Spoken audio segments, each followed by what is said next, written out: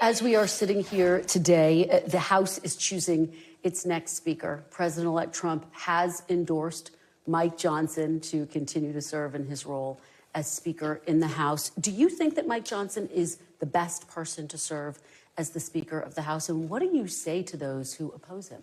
Well, I mean, I think the House is going to decide. I try not to interfere, and I'm not sure that my endorsement of anybody would be helpful. I try to stay out of the House's decision-making process over there. But I've worked closely with him, and in my experience, and I haven't, spent a lot of time with him just yet. But as I've sort of evolved into this new role, had an opportunity to see him in action, and I feel very confident that we could have a very strong working relationship if that's ultimately what the House decides to do. Do you think he's been an effective speaker so far? Well, I think he's got a really, really tough job, and yes, I mean, I think he has been responsive to his members, but he's got a lot of folks that are headed in different directions. I mean, as you know, that with a narrow margin like that, any individual member of the House of Representatives can have a huge impact. And I think what he has to do and has been doing is figuring out how to balance that. And I give him deference to how he runs the House. He understands the House. I don't.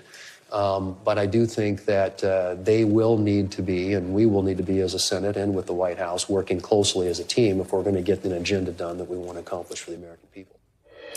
Thanks for watching. Stay updated about breaking news and top stories on the NBC News app or follow us on social media.